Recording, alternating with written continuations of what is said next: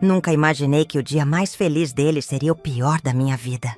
Naquela noite, enquanto ajustava o colar de pérolas diante do espelho, sentia uma mistura de orgulho e apreensão.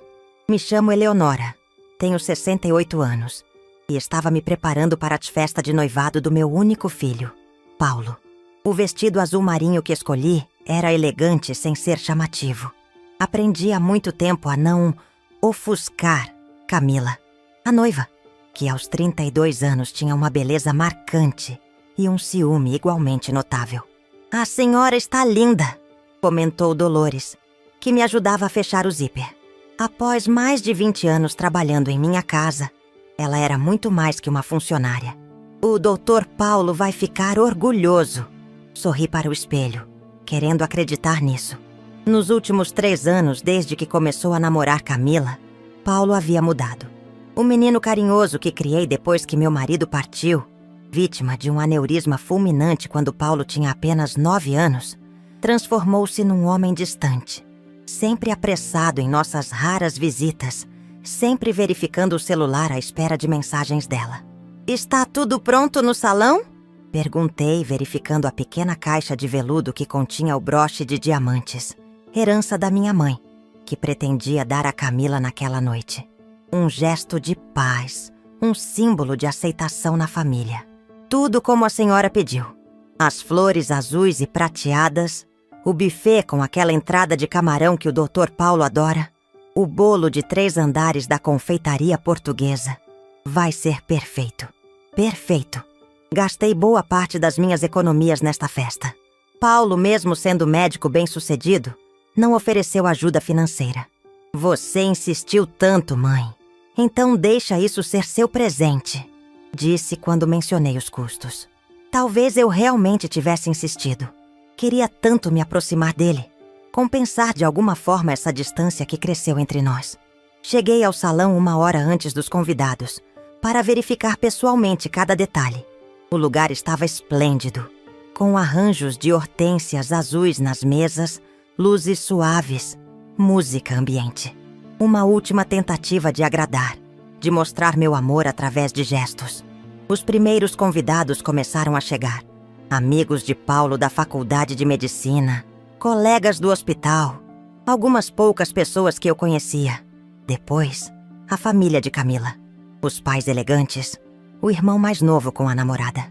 Notei como a mãe dela me analisava dos pés à cabeça, como se avaliasse se eu estava à altura do evento.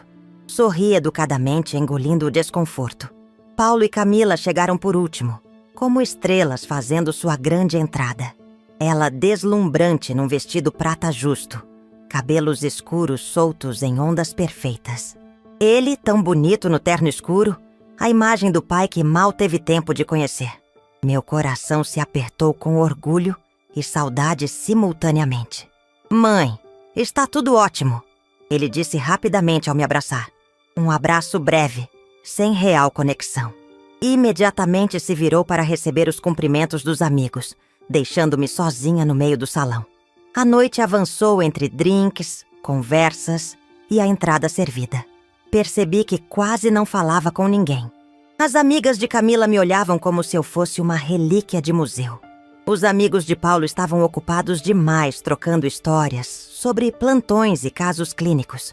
Sentei-me numa mesa lateral, observando a festa que havia criado, sentindo-me estranhamente deslocada. Quando chegou o momento dos brindes, o pai de Camila falou primeiro. Um discurso eloquente sobre o futuro brilhante do jovem casal. Médicos talentosos. Uma vida promissora pela frente. Depois, o padrinho de Paulo levantou histórias engraçadas da época da faculdade. Todos riram, brindaram, aplaudiram. Tomei coragem e peguei o microfone. Era minha vez, pensei. Minha chance de expressar meu amor pelo meu filho. De oficialmente dar as boas-vindas a Camila em nossa pequena família. "Boa noite a todos", comecei, a voz ligeiramente trêmula. "Quero agradecer a presença de cada um de vocês neste momento tão especial. Como mãe do Paulo." Foi quando aconteceu. Camila caminhou determinadamente até mim, o sorriso fixo no rosto, mas os olhos furiosos. Arrancou o microfone da minha mão com um movimento brusco. Já chega, dona Eleonora, ela disse rindo, mas com um brilho gélido no olhar.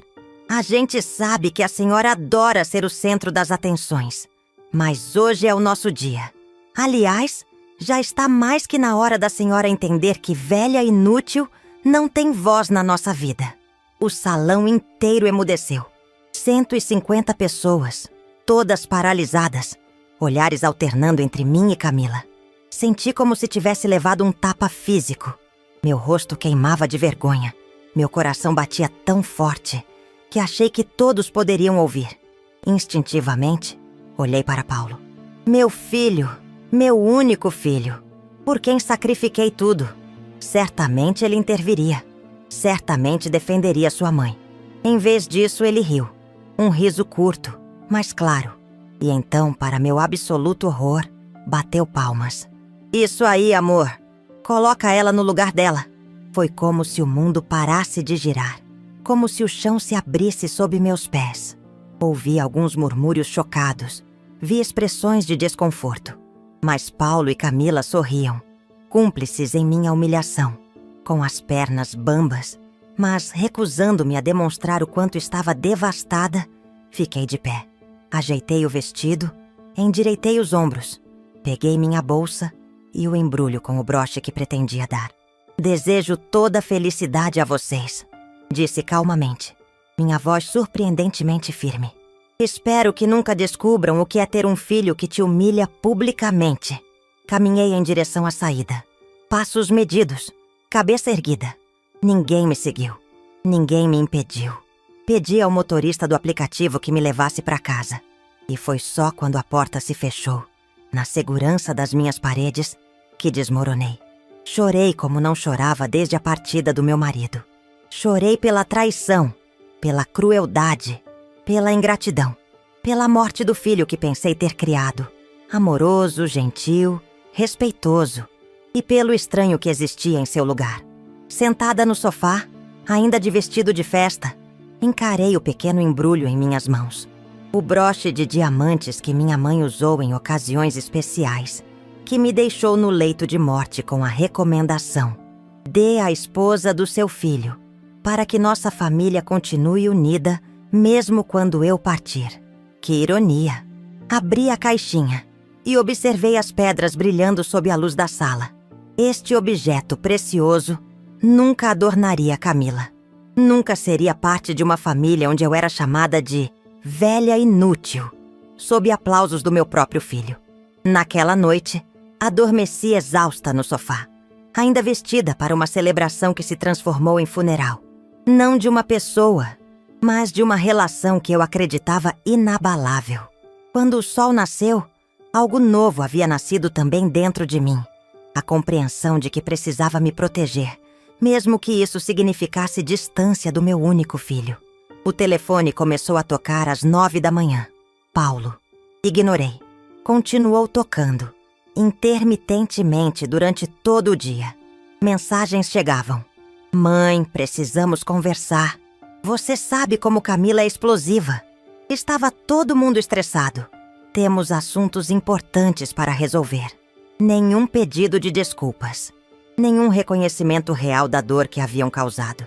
Apenas justificativas e a urgência de assuntos importantes que eu ainda não sabia, mas logo descobriria, tinham muito mais a ver com propriedades do que com reconciliação. Tem memórias que doem mais que cicatrizes. Nos dias que se seguiram à festa, permaneci em casa, recusando visitas, deixando chamadas caírem na caixa postal. Precisava desse silêncio para processar não apenas a humilhação pública, mas a traição profunda que representava. Sentada na poltrona da sala, a mesma onde embalei Paulo tantas vezes quando era pequeno, folheava álbuns antigos de fotografias. Ali estava ele aos 5 anos, sorriso banguela, orgulhosamente segurando o desenho que havia feito na pré-escola. Para a melhor mãe do mundo. Paulo aos 12, recebendo medalha na feira de ciências, olhando para mim na plateia em busca de aprovação. Paulo em sua formatura da faculdade de medicina, braços ao meu redor, ambos chorando de alegria e cansaço. Conseguimos, mãe! Ele disse naquele dia. Você sempre disse que conseguiríamos. E realmente conseguimos. Embora apenas eu soubesse o preço completo. As noites trabalhando em 2, às vezes 3 empregos. Os anos sem férias ou novos sapatos para que pudesse pagar as mensalidades. O apartamento que refinanciei, aumentando anos de prestações para cobrir os custos dos materiais do curso. Tudo isso sem um peso no coração, sem arrependimento. Afinal, éramos apenas nós 2 desde que Fernando partiu tão abruptamente. Serviço extra como tradutora aos finais de semana? Claro, significava mais livros para Paulo. Pegar plantões no feriado na clínica onde trabalhava como administradora? Sem problemas, pagaria aquela viagem de estudos que ele tanto queria. O telefone tocou novamente, interrompendo minhas reflexões. Desta vez, não era Paulo, mas minha irmã Cecília. Eleonora, o que aconteceu? Estou tentando falar com você há dias. Uma amiga minha estava na festa e me contou. É verdade? Suspirei, finalmente pronta para falar sobre aquela noite. Sim, Cecília. Cada palavra é verdade. Camila me chamou de velha inútil na frente de todos. E Paulo? Paulo aplaudiu. O silêncio do outro lado da linha dizia tudo. Cecília sempre tão falante, sem palavras pela primeira vez em anos. Meu Deus, Eleonora! Eu sabia que essa moça não prestava, sempre soube. Mas isso... E o Paulo? Como ele pôde? É o que tenho me perguntado sem parar. Em que momento meu filho se transformou nesse homem que não reconheço? Você já falou com ele desde então? Não. Ele tem ligado, mandado mensagens.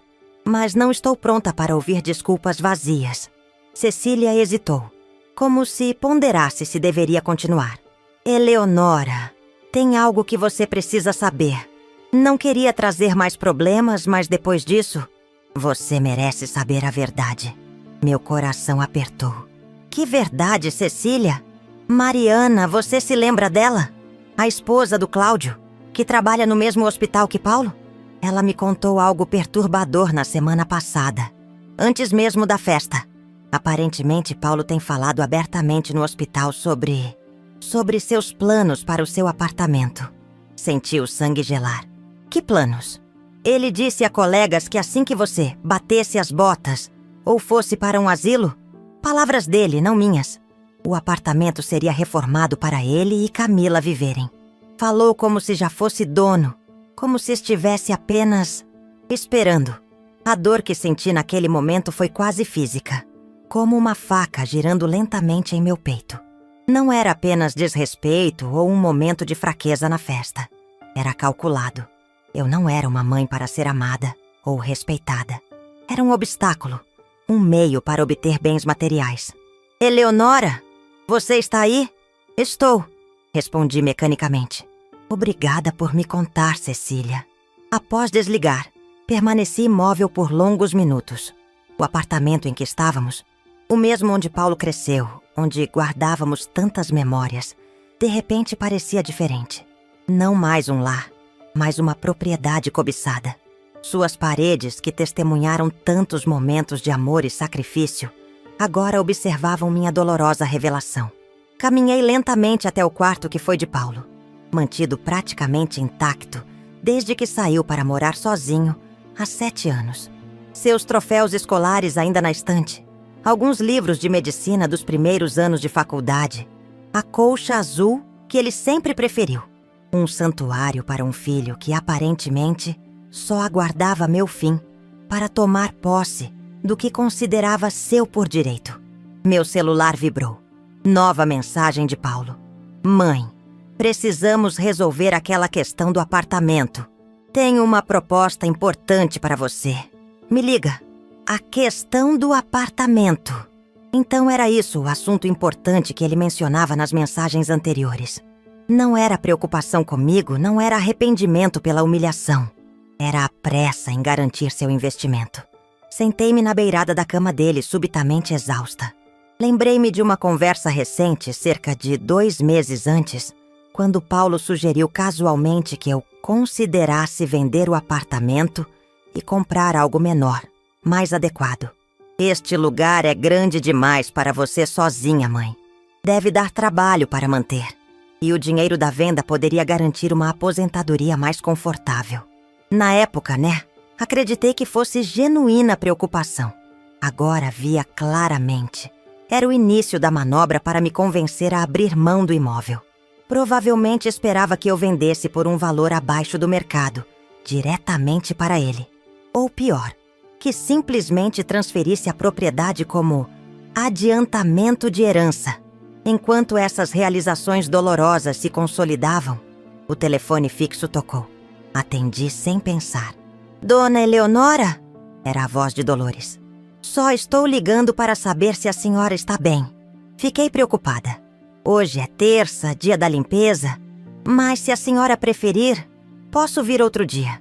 A preocupação genuína em sua voz trouxe lágrimas aos meus olhos. Pode vir, Dolores. Na verdade, preciso mesmo de companhia hoje. Quando ela chegou, 1 hora depois, encontrou-me ainda sentada entre as fotografias espalhadas. Uma olhada em meu rosto e ela soube. Algo estava profundamente errado. Diferente de qualquer outra pessoa, Dolores conhecia minha história completa. Estava conosco desde que Paulo tinha 10 anos, poucos meses após a partida de Fernando.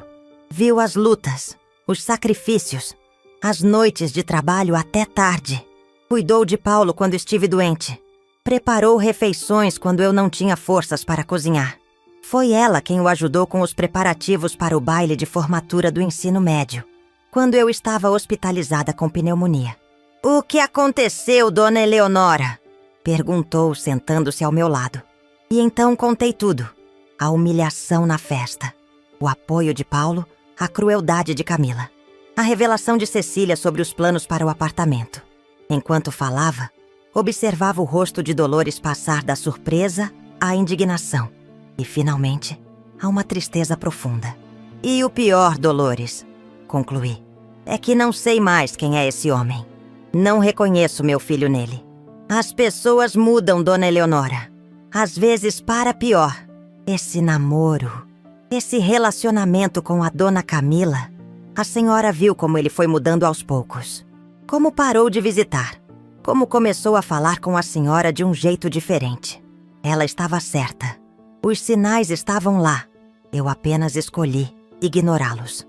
A maneira como Paulo checava o relógio impacientemente durante nossas refeições juntos. Como evitava me apresentar aos novos amigos. Como Camila fazia pequenos comentários depreciativos que ele fazia vista grossa. Ou pior, achava graça. O que a senhora vai fazer agora? Perguntou Dolores, enquanto recolhia as fotografias cuidadosamente. Não sei ainda. Só sei que preciso proteger o que é meu. Não apenas financeiramente, mas minha dignidade, meu amor próprio. Naquela noite, após Dolores ir embora, tomei um longo banho e refleti profundamente.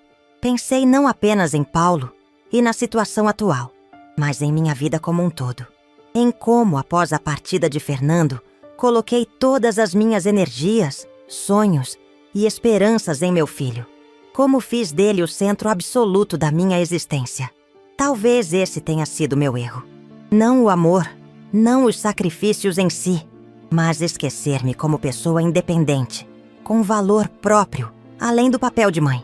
Talvez, sem perceber, tenha ensinado a Paulo que minha função era servir a seus interesses, que minha vida era secundária a dele. Mas agora, aos 68 anos, ainda tinha tempo de corrigir esse desequilíbrio, de estabelecer limites, de mostrar a ele, e principalmente a mim mesma, que eu era muito mais do que a mãe do Dr. Paulo. Deitada na cama aquela noite, tomei uma decisão que mudaria tudo. Se ele me via como um meio para adquirir bens, se nossa relação se resumia ao que poderia extrair materialmente de mim, eu redefiniria completamente os termos desse relacionamento. Não por vingança, mas por justiça. Amanhã mesmo procuraria Dr. Renato, meu advogado de longa data, e repensaria completamente meus planos para o futuro e para meu patrimônio. Uma estranha sensação de paz me envolveu após tomar essa decisão. Como se finalmente estivesse reassumindo o controle da minha própria vida. deixando para trás décadas de concessões ilimitadas. O caminho seria doloroso, mas necessário. Pela primeira vez desde a humilhação na festa, adormeci sem chorar. Às vezes, o silêncio é o som mais alto do mundo. Foi o que descobri na sala de espera do escritório do Dr. Renato, 2 dias depois da minha conversa com Dolores. Uma sala elegante, mas discreta, com poltronas de couro e uma secretária eficiente que mal falava acima de um sussurro. O silêncio perfeito para decisões importantes. Dona Eleonora, o Dr. Renato vai recebê-la agora, anunciou a secretária finalmente. O advogado, um homem na casa dos 60 anos que cuidava de meus assuntos legais desde o falecimento de Fernando, levantou-se para me receber com a cordialidade de sempre. Dona Eleonora, que prazer vê-la. Confesso que fiquei surpreso com seu telefonema urgente. Está tudo bem? Não exatamente, Dr. Renato. Preciso fazer algumas mudanças significativas nos meus documentos. Hoje mesmo, se possível. O olhar experiente do advogado captou a determinação nos meus olhos. Sem mais perguntas, indicou a cadeira à sua frente e sentou-se, preparando um bloco de anotações. Estou à sua disposição. Do que se trata? Por quase 1 hora, expliquei detalhadamente o que havia acontecido.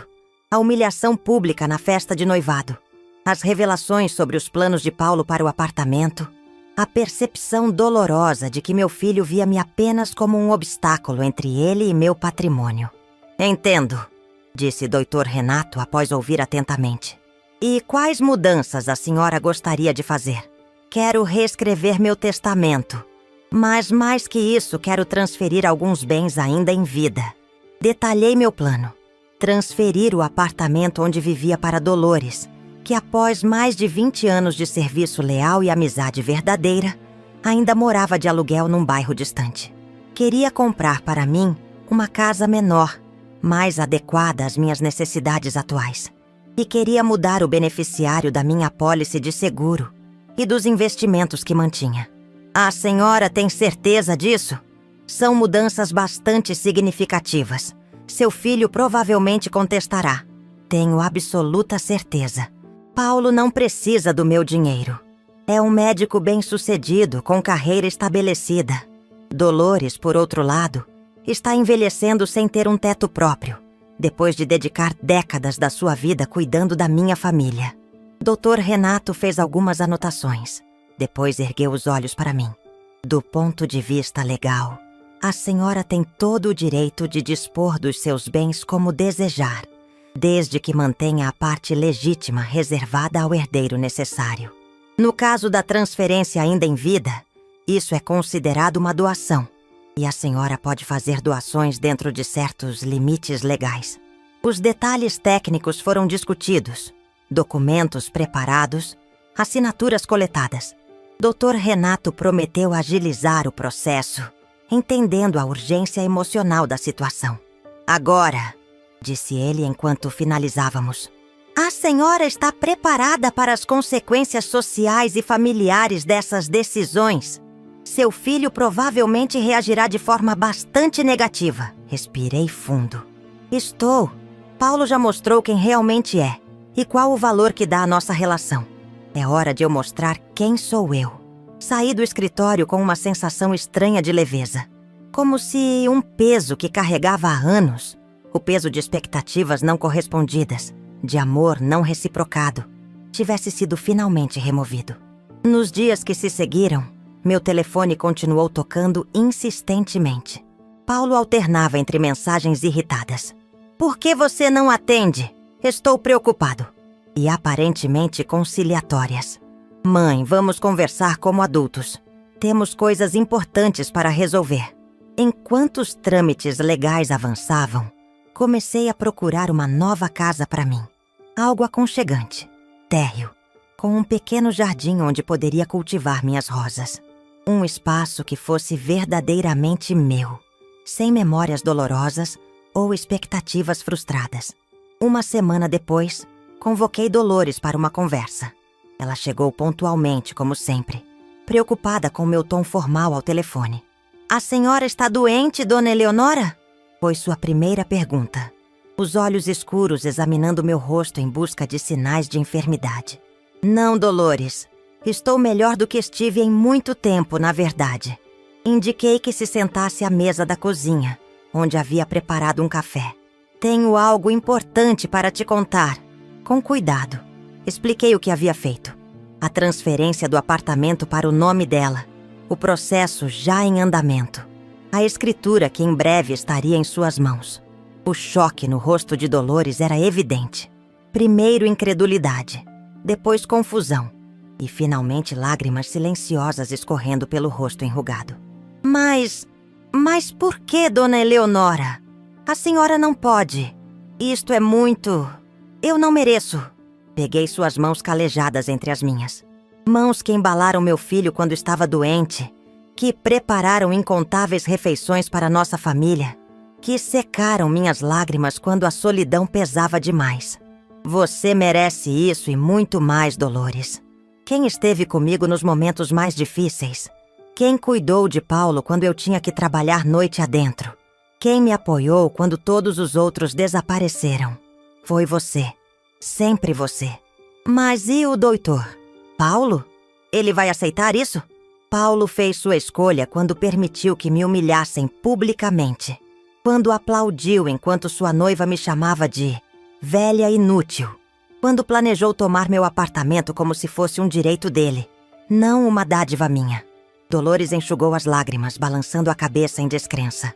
Nunca imaginei, depois de tudo que a senhora fez por ele. É justamente por isso que estou fazendo isso, Dolores. Por tudo que fiz por ele. Porque mereço respeito. Porque você merece reconhecimento. E porque algumas lições só são aprendidas através de consequências reais. Nos dias seguintes, Dolores e eu visitamos algumas casas à venda. Encontrei uma pequena residência num condomínio tranquilo, muito mais adequada para mim. Com o dinheiro da venda do carro que raramente usava, mais algumas economias, conseguiria comprá-la sem problemas. Uma nova fase estava começando. Quando os rumores sobre a transferência do apartamento começaram a circular, inevitáveis em nosso círculo social, as primeiras reações não demoraram a chegar. Minha irmã Cecília telefonou imediatamente. Eleonora, é verdade? Você realmente está dando seu apartamento para Dolores? Paulo está furioso. Ele ligou para mim exigindo que eu te fizesse entrar em razão. É verdade, Cecília. E Paulo não tem o direito de estar furioso. Aquele apartamento é meu, comprado com o meu trabalho. E posso dispor dele como bem entender. Mas é o seu único patrimônio significativo. Onde você vai morar? Estou comprando uma casa menor, mais adequada para mim. E não se preocupe com o meu bem-estar financeiro. Tenho minhas economias, minha aposentadoria. Estarei bem. Houve um silêncio do outro lado da linha. Depois um suspiro resignado.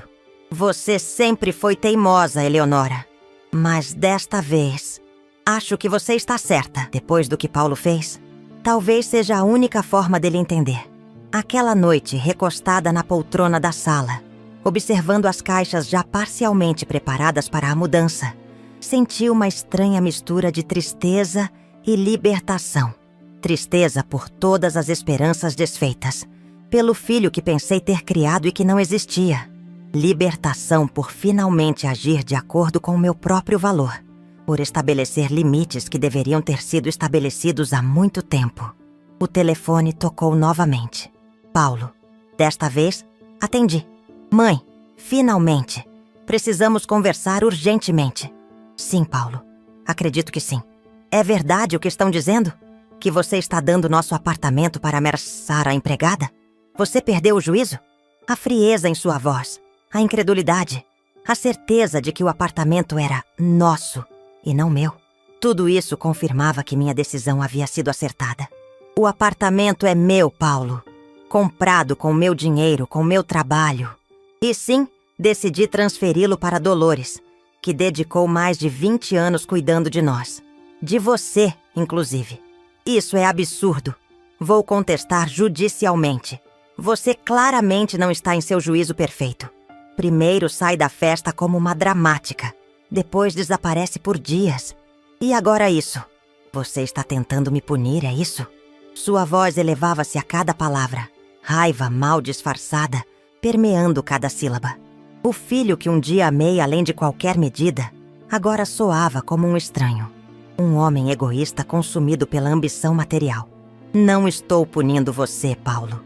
Estou apenas garantindo que meu patrimônio vá para quem realmente o merece. Para quem demonstrou lealdade, respeito e amor verdadeiro.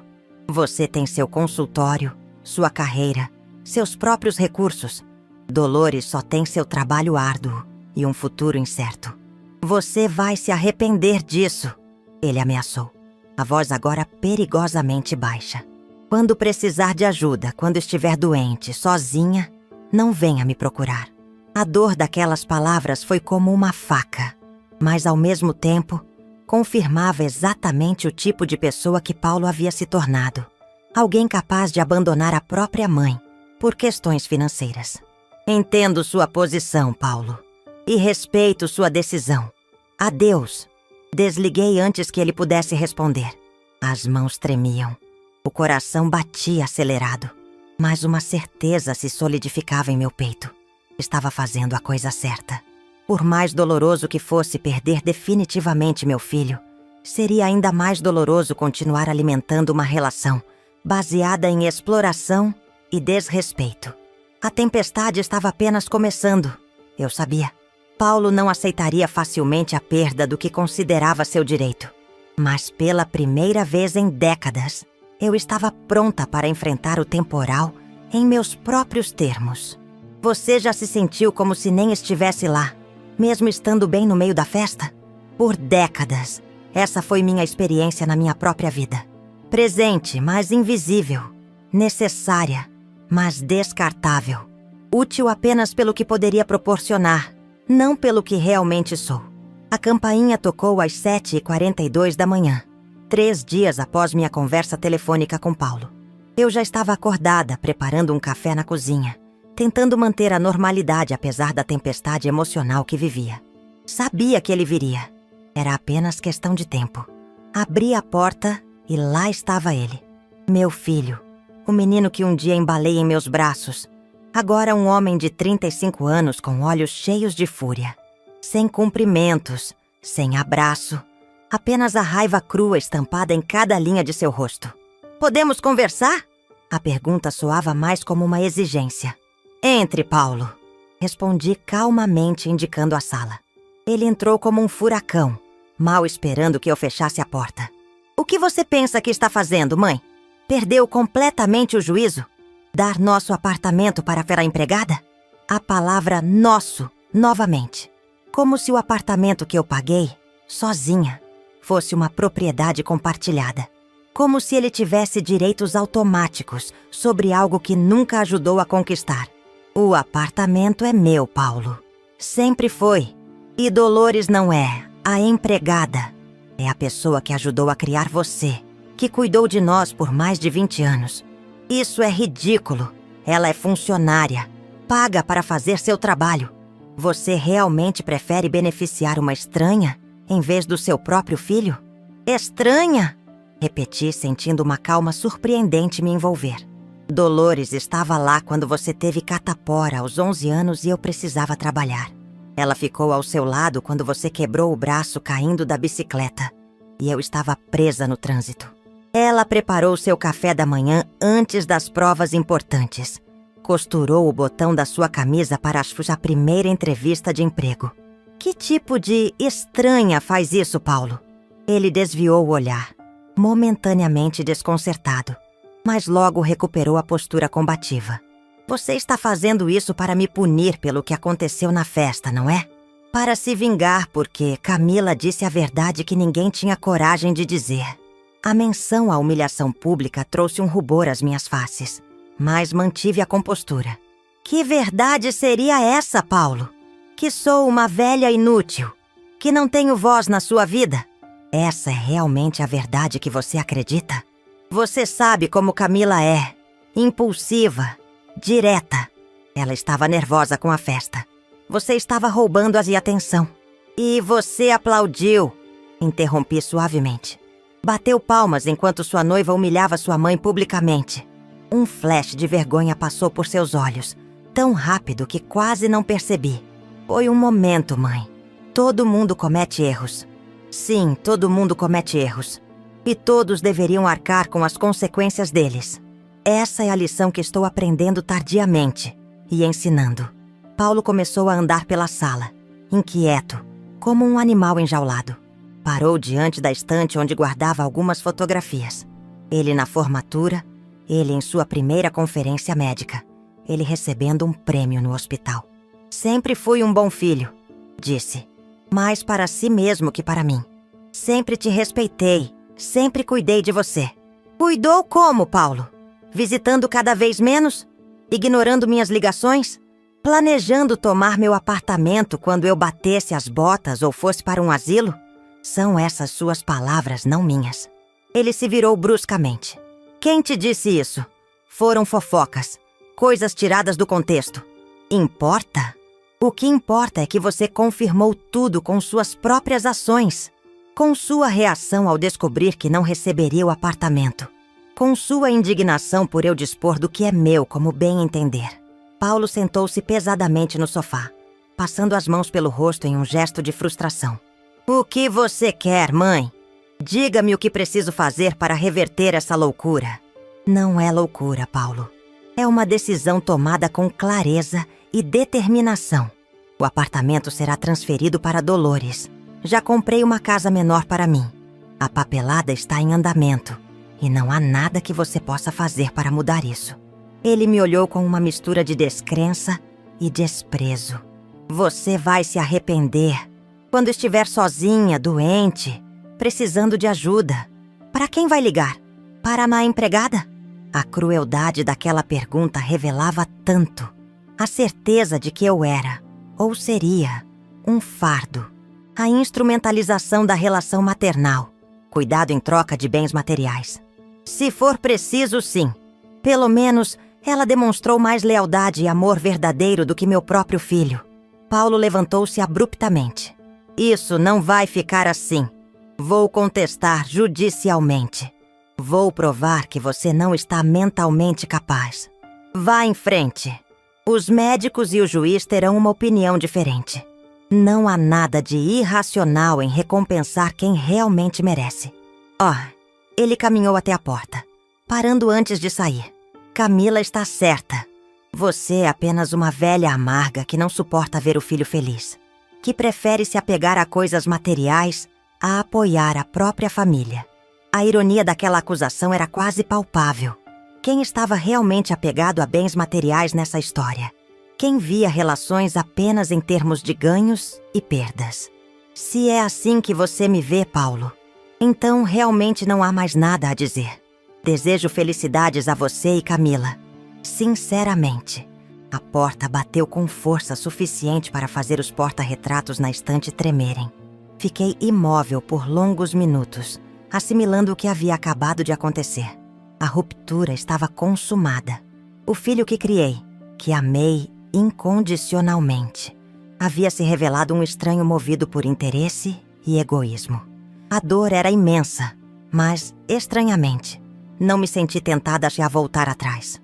Algo havia mudado fundamentalmente dentro de mim. A necessidade desesperada de agradar, de ser aceita, de manter laços a qualquer custo, havia sido substituída por um senso de valor próprio e dignidade.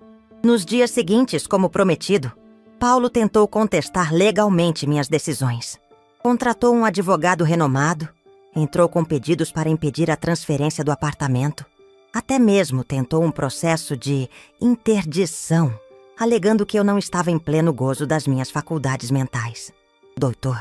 Renato, no entanto, havia preparado tudo meticulosamente.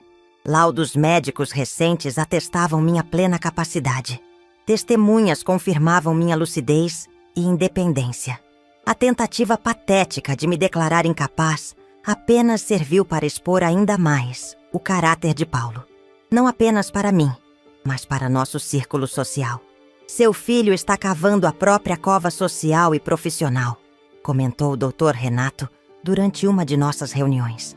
No hospital, Comentam que ele está obcecado com esse processo, negligenciando pacientes. Alguns colegas até se recusaram a testemunhar a seu favor, chocados com a tentativa de interditar a própria mãe por questões financeiras. Não senti satisfação com essas notícias, apenas tristeza. O que Paulo não percebia era que, ao tentar me privar da minha autonomia, estava prejudicando principalmente a si mesmo, não apenas social e profissionalmente, mas em sua própria humanidade. Um mês depois do confronto, recebi uma carta formal de Paulo. Não uma tentativa de reconciliação, mas um comunicado frio, informando que havia desistido das ações judiciais, mas que considerava nossos laços familiares definitivamente rompidos. Diante de sua clara preferência por estranhos em detrimento da própria família, não me resta alternativa senão respeitar sua decisão e seguir minha vida. Não espere mais qualquer contato ou apoio de minha parte. Li a carta várias vezes, sentada à mesa da cozinha do apartamento que logo não seria mais meu. As palavras eram duras, mas de alguma forma libertadoras. O ciclo de expectativas, desapontamentos e manipulações estava finalmente encerrado. Dobrei cuidadosamente o papel e guardei-o numa gaveta. Um dia, talvez, Paulo entenderia que o verdadeiro amor não vem com condições ou exigências materiais, que uma mãe não é um banco ou uma propriedade a ser explorada, que relações saudáveis são baseadas em respeito mútuo, não em conveniência. Até lá eu seguiria meu próprio caminho, com dignidade, com paz e com a certeza de que, apesar da dor, havia feito a escolha certa. Posso te contar como, num só minuto, eu deixei de ser mãe e virei um incômodo. Acontece mais silenciosamente do que você imagina. Não é um processo dramático de uma única cena. É uma erosão lenta da sua humanidade, aos olhos de quem você ama. Até que um dia, em uma festa de noivado, as máscaras caem e você enxerga a verdade nua e crua. Você não é mais uma pessoa, apenas um estorvo no caminho de alguém. 6 meses se passaram desde aquela noite fatídica. A primavera chegou, trazendo novas flores ao pequeno jardim da casa onde agora vivo. Um espaço menor, mais adequado às minhas necessidades. Uma sala aconchegante, 2 quartos, uma cozinha funcional e, o mais importante, um terraço onde cultivar minhas rosas e hortênsias. A transferência do apartamento para Dolores foi finalizada 3 meses atrás. Jamais esquecerei a expressão em seu rosto quando lhe entreguei as chaves e a escritura definitiva. Dona Eleonora, ainda não acredito, ela disse, lágrimas nos olhos. Nunca imaginei que um dia teria minha própria casa, que poderia parar de pagar aluguel. Você merece isso e muito mais, Dolores. Considere uma pequena retribuição por décadas de lealdade e carinho. Ela aposentou-se logo depois, aos 63 anos. Agora vem me visitar regularmente. Não mais como funcionária, mas como amiga. Tomamos chá juntas no terraço. Rimos de histórias antigas. Compartilhamos receitas. Uma amizade verdadeira baseada em respeito mútuo, não em obrigações ou interesses. Quanto a Paulo, soube por terceiros que seu casamento com Camila aconteceu em uma cerimônia discreta, muito diferente da grande celebração que haviam planejado originalmente. Aparentemente, o episódio da festa de noivado e a subsequente batalha judicial mancharam sua reputação no hospital e no círculo social. Vários convidados ilustres recusaram-se a comparecer após ouvirem como ele tratou a própria mãe. Não sinto nenhuma satisfação com isso. Apenas uma tristeza melancólica pelo filho que perdi. Ou talvez nunca tenha realmente tido. Pelo homem que ele poderia ter sido se não tivesse permitido que a ambição e a influência negativa ofuscassem seus valores. Fui ao shopping ontem comprar um presente para minha irmã Cecília, que completava 65 anos. Enquanto esperava na fila do caixa, ouvi uma voz familiar atrás de mim. Mãe! Virei-me lentamente. Paulo estava lá, segurando algumas sacolas de compras, parecendo abatido e mais velho do que seus 35 anos. Por um momento, nossos olhares se cruzaram. O dele hesitante, o meu sereno. Olá, Paulo. Respondi calmamente. Você está bem? Perguntou, um lampejo de algo parecido com preocupação genuína atravessando seu rosto. Estou ótima, obrigada. E você? Ele deu de ombros, desconfortável. Indo. O trabalho no hospital tem sido complicado ultimamente. Assenti, sem pressionar por detalhes. Um silêncio desajeitado se instalou entre nós. Tantas coisas não ditas, tantas feridas abertas. Soube que você se mudou, ele finalmente comentou. E que Dolores está morando no antigo apartamento. Tem uma casa menor agora, mais adequada para mim. E Dolores finalmente tem seu próprio lar, depois de uma vida de trabalho. Paulo olhou para o chão, depois novamente para mim. Camila e eu estamos nos separando. A notícia não me surpreendeu. Relacionamentos construídos sobre valores materialistas raramente resistem aos primeiros ventos contrários. Sinto muito, respondi honestamente. Ela mudou depois do casamento. Ou talvez eu só tenha começado a enxergar quem ela realmente é. As exigências constantes, a insatisfação, o desprezo pelos outros. Quis dizer, eu te avisei. Mas que propósito isso serviria? Em vez disso, apenas esperei que ele continuasse. Tenho pensado muito em você, admitiu, a voz baixa. Em como as coisas acabaram entre nós, no que aconteceu na festa. Em tudo. Eu também tenho pensado muito, Paulo. Sobre limites, sobre respeito, sobre o que realmente importa no fim. A fila avançou. Chegou minha vez no caixa. Paguei minha compra. Paulo esperando pacientemente atrás de mim. Quando terminei, ele deu um passo hesitante em minha direção. Você acha que um dia poderíamos conversar? Realmente conversar? Olhei para o homem à minha frente. Não mais o filho idealizado das minhas memórias, nem o vilão cruel dos últimos meses. Apenas um ser humano falível. Talvez finalmente começando a enxergar além de seus próprios interesses. Talvez, Paulo, um dia, quando ambos estivermos prontos para uma conversa honesta. Ele assentiu, aceitando minha resposta não comprometedora. Posso pelo menos ter seu novo endereço? Ou um telefone? Hesitei por um momento, avaliando se estava pronta para abrir essa porta. Finalmente peguei um cartão da loja e uma caneta, anotando meu número atual. É melhor ligar antes, se decidir visitar, disse entregando-lhe o cartão. Nosso encontro terminou assim, sem grandes reconciliações dramáticas, sem perdões instantâneos. Apenas o reconhecimento silencioso de que talvez um dia pudéssemos reconstruir algo novo das cinzas do que foi destruído. Voltei para casa refletindo sobre aquele breve encontro, sobre como me senti forte e centrada, sem a necessidade desesperada de agradar ou reconquistar o amor de Paulo. O quanto havia mudado em 6 meses, de uma mulher que aceitava humilhações em nome do amor maternal, a alguém capaz de estabelecer limites claros e viver conforme seus próprios termos. Esta noite, enquanto rego as rosas do meu pequeno jardim, percebo que a verdadeira libertação não veio da separação física do meu filho, ou da redistribuição dos bens materiais. Veio da compreensão profunda de que meu valor não depende da validação de ninguém, nem mesmo da única pessoa para quem dediquei boa parte da minha vida.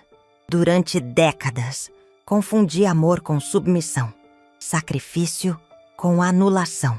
Pensei que ser uma boa mãe significava abdicar de tudo, inclusive da minha dignidade. Agora entendo que o amor verdadeiro, seja maternal, fraternal ou de amizade, nunca exige que você se torne pequeno para que o outro possa crescer. Se Paulo um dia retornar genuinamente à minha vida, será com base nesse entendimento. Não como um filho que espera controlar e explorar, mas como um adulto capaz de uma relação saudável e equilibrada.